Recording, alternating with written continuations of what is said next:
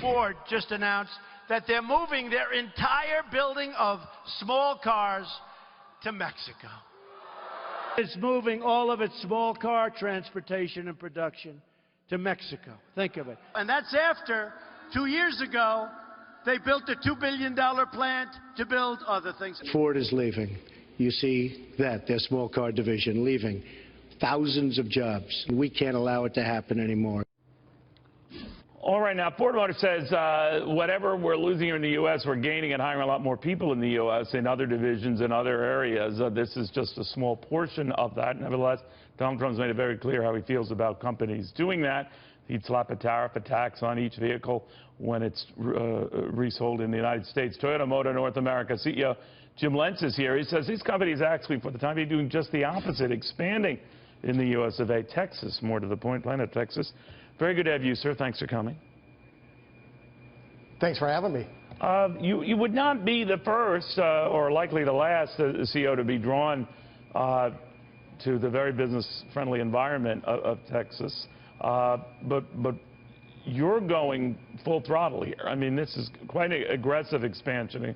Explain what you're doing. Well, what we're doing is, most people see Toyota in the U.S. as one company. The fact of the matter is, we've got a sales company, a finance company, engineering and manufacturing holding company, and all of these were headquartered in different parts of the U.S. So for us to be able to really respond to the marketplace, for us to make quicker decisions, I wanted to have all of these affiliates in one location. And as we did our search, that best location was right here in the suburbs north of Dallas. I don't know whether you like to talk about what your competitors do, but Ford took great umbrage to what Donald Trump was saying, that they're chasing jobs away here, when Ford says we're actually extending jobs here, and fears what a Trump presidency might look like in terms of being protectionist, what have you. What do you think? Well, the reality is we're going to work with whatever administration we see. We obviously are free traders. You know, we're fairly small thus far in terms of exporting, but we export to 40 different countries, 150,000 vehicles that we manufacture right here in the U.S. New Zealand and Australia are two of those countries that would be part of TPP. It would be easier for us if they were all under one umbrella, and I think the easier we can make it for business to export, the better off we're going to be. But as you know, both candidates right now, both candidates, that is Donald Trump and Hillary Clinton, oppose the Trans-Pacific Partnership.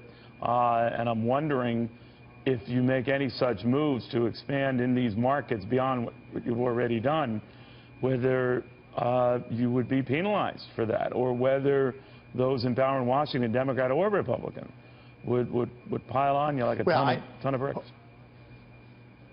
Yeah, well, hopefully they wouldn't be penalizing us for exporting products made in the United States to these other markets.